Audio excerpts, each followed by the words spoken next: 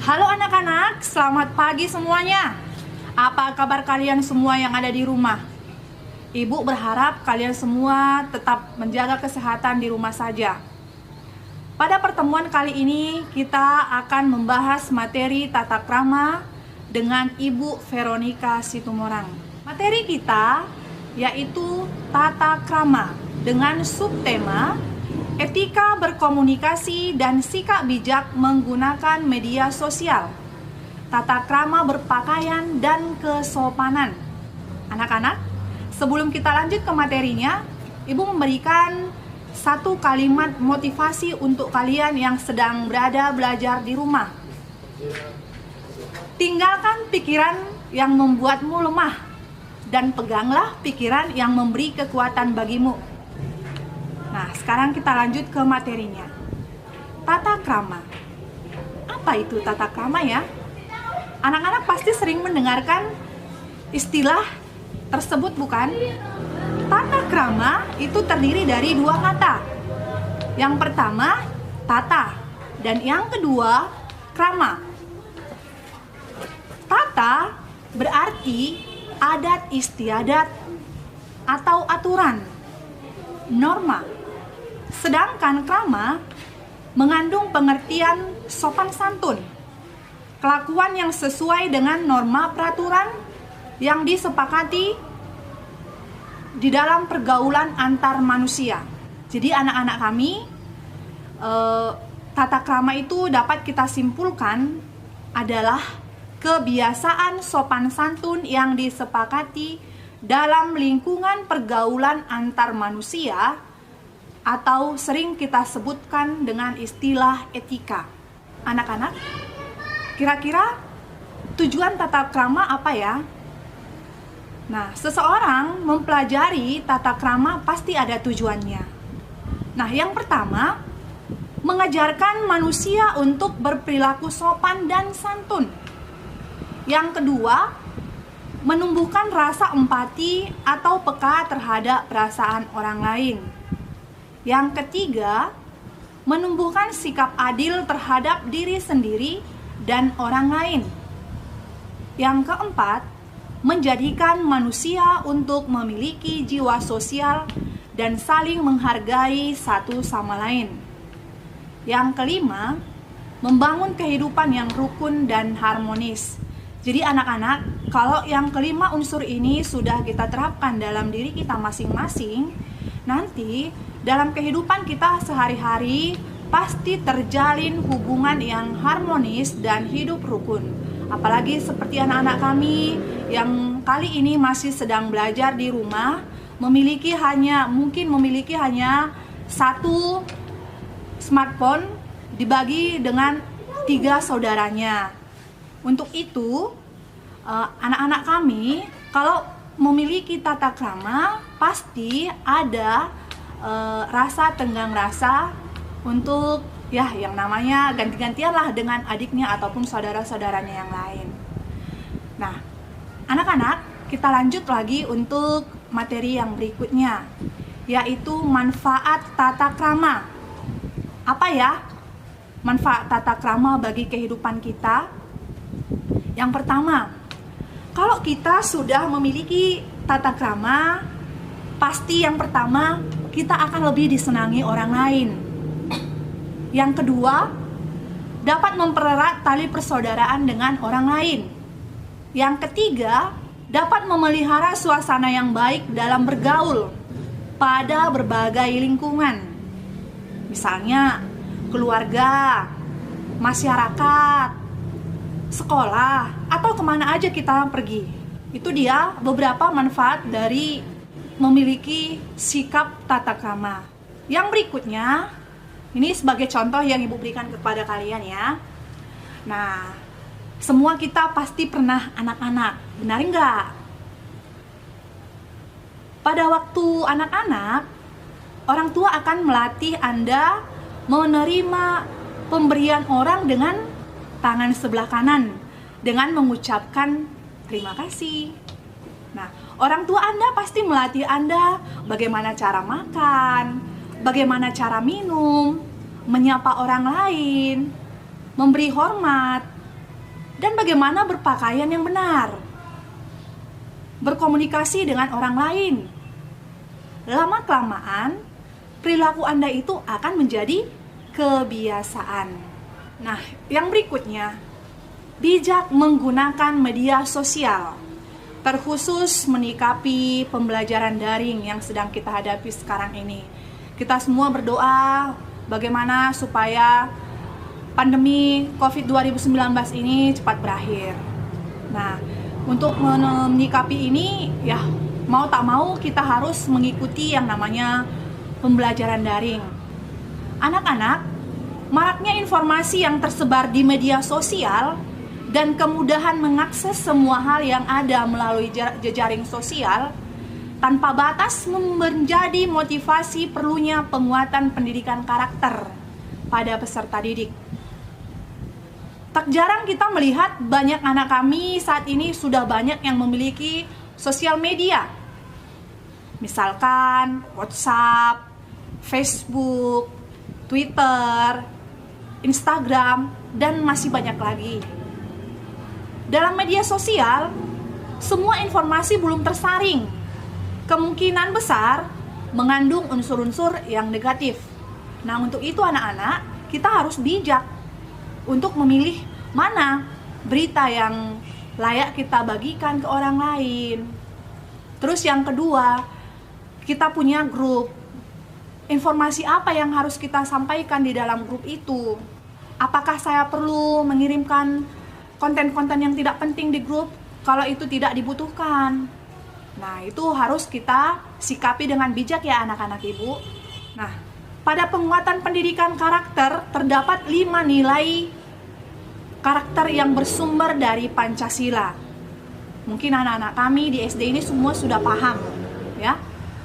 Yuk, kita sama-sama bernyanyi dengan lagu pendidikan karakter, penguatan pendidikan karakter. Nah, 5 nilai karakter yang bersumber dari Pancasila yaitu religius, nasionalisme, integritas, kemandirian, dan gotong royong. Individu yang memiliki karakter yang baik, maka ia juga akan baik dalam bersosial media. Individu yang berkarakter baik akan bijak dalam mengucapkan suatu kata, baik dalam berkomunikasi di sosial media. Nah, untuk itu anak-anak, manfaatkanlah grup WA kita ini dengan baik. Jangan asal dikirimi kalimat-kalimat atau konten-konten yang tidak bermanfaat untuk kita. Nah, selanjutnya anak-anak, dalam pergaulan sehari-hari kita memiliki 3 tipe teman kita, 3 tipe yang berbeda-beda. Yang pertama itu ada tipe kedondong. Yang kedua, ada tipe orang yang namanya tipe durian. Dan yang ketiga, ada tipe apel. Nah, baik, yang pertama, tipe kedondong. Tipe kedondong yaitu orang yang berpenampilan menarik dalam berpakaian, berbicara, makan, minum, dan berjalan. Namun itu hanya polesan belaka. Anda boleh membayangkan buah kedondong. Kalau kita lihat buah kedondong itu kulit luarnya mulus bukan? Namun kalau kita makan, kita gigit sedikit saja. Ayo, bagaimana rasanya? Masam bukan? Nah, dalam bergaul juga seperti itu. Kita akan menemukan orang yang demikian. Yang kedua, ada tipe durian tadi. Tipe durian itu adalah orang yang penampilannya tidak menarik, kasar, berduri tajam, dan tidak mengundang simpati. Namun hatinya berhati emas. Kita boleh juga membandingkannya dengan buah durian yang sebenarnya. Buah durian itu kulitnya pasti berduri bukan? Kalau kita tidak hati-hati menyentuhnya, barangkali tangan kita akan terluka. Tapi setelah kita buka duriannya, wow, rasanya bagaimana? Ada yang manis, ada yang sedikit pahit. Nah, seperti itu. Yang ketiga, ada tipe orang yang namanya tipe apel. Tipe apel adalah orang yang berpenampilan menarik, rapi dalam berpakaian, dan berdandan, bersih. Nah, barangkali anak-anak kami ada juga yang tipe seperti ini. Penampilannya oke, menarik, dicintai banyak orang karena kerapiannya. Ke sekolah tidak mau berpakaian yang asal-asalan, pasti diperiksa dulu di depan cermin. Apakah saya sudah rapi atau belum? Bersih. Pagi-pagi ketika mandi sikat giginya bersih. Tidak banyak bekas-bekas makanan. Nah, nih kita sebutlah ini dengan tipe apel. Anak-anak kami tipe yang mana? Ayo coba. Saya tipe yang mana ya? Coba tanyakan kepada diri kita masing-masing di rumah yuk. Nah, sekarang kita lanjut dengan bagaimana etika berkomunikasi. Etika berkomunikasi itu yang pertama, lihatlah keadaan lawan bicaramu. Apakah dia sedang sibuk atau terburu-buru? Kalau sedang sibuk, mungkin kita harus mencoba berbicara lain kali.